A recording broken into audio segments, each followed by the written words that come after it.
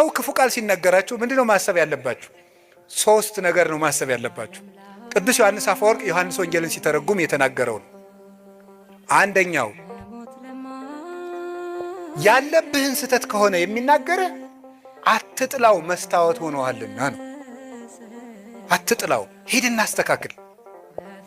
መስታወት አሁን እዚህ ላይ እንደው አንዳንድ ጊዜ እንደው እስቲ ገብስ ቆሎ በልተን በተልባ ወጥ በልተን ጥርሳችን ላይ ልጥፍ ብሎ ገብሱ መስታወት ስናይ እንደው ገብሱ ጥርሳችን ላይ ብታዩት አፈር ያባህንት መስታወት እንደው ብለ ተሰብሩታላችሁ? አሰብሩትም እንዴ? ታነሳላችሁ ጉድፋችሁን ማለት ነው። ክፉ ቃል የሚናገርህን ሰው ልክ እንደዚያ መስታወት ይኸው በቃ ቀለል አድርገህ እንደዚያ መስታወት ጉድፍህን አንሳ። እጅ ወደ ውስጥ ወስደህ አትጎዳበት፣ አታምሰልስለው፣ ራስህን ይበት። አንዱ እሱ ነው። ሁለተኛ እሳ ደግሞ እያለህ የለህም የሚል ከሆነ ደግሞ ስቀተወው።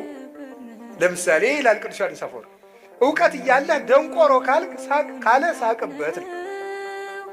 ያለህን ነገር የለህም ብሎ ከሆነ የሚሰድብህ ደግሞ ስቀህበት ሂድ። ምንድን ነው ይላል? ለምሳሌ አንድ ድሃ መጥቶ ይላል ቅዱስ ዮሐንስ አፈወርቅ አንድ ድሃ መጥቶ አንዱን ባለጸጋ አንተ እኮ የዕለት ራት የሌለም ድሃ ነህ ቢለው ሀብቴን አታውቅ አይደል ብሎት ነው የሚሄደው። ወይስ ይናደዳል ነው። አንድ ባለጸጋ ነበሩ፣ ስማቸውን አልጠቅስም እና የሆኑ ሰዎች ተሰብስበው እንደወሰው ልጅ ያወጡ ይሆን አላቸዋል። እኔም አውቃቸዋለሁ። እና ሰው ልጅ ያወጡ ይሆን ሲሏቸው ምን ቢሉ ጥሩ ነው? እገሌ የማን ልጅ ሆነና። የትኛውን ነው እንደዛ የሚሉት? አንዱን ሀብታም ልጃቸውን አለ የተባለውን ማለት ነው። ሰው ልጅ ያወጡ ይሆን ብሏቸዋል። እገሌ የማን ልጅ ሆነና። ስለዚህ አልከፋቸውም ማለት ነው፣ ያለኝ ብለው ስለሚያስቡ። ስለዚህ አንድ ሰው ያላችሁ ነገር አንተ ደንቆሮ፣ አንተ ደደብ ምን ያናድዳችኋል? ያለህን እውቀት ራስህ ታውቀው የለን?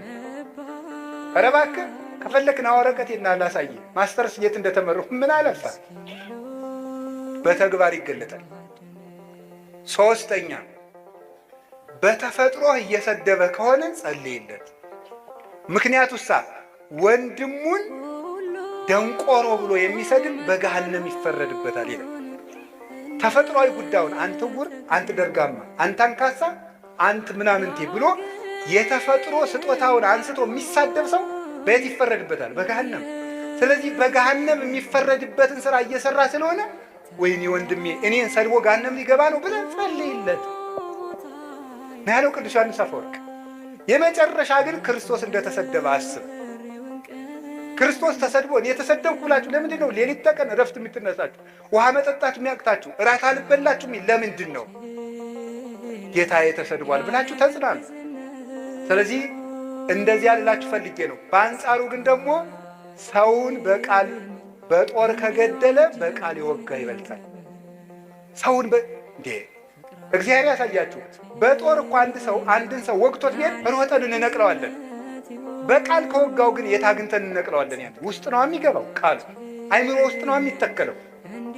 እና በቃላችን ነፍስ ከመግደል እግዚአብሔር ያድነን። አፋችሁን ከርክሙ በሞት ያፈርሰው። እንዲያውም ልንገራችሁ፣ ስንመጻደቅ እኛ የምንፈርድባቸው ወንበዴዎች ቀድመውን መንግሥተ ሰማያት ሊገቡ ይችላሉ። እኛ የምንሰድባቸው ይሄ ገሌሌ እንዲህ ያለ ነው የምንላቸው። ጸልዩለት። አረጋዊ መንፈሳዊም ብሏል።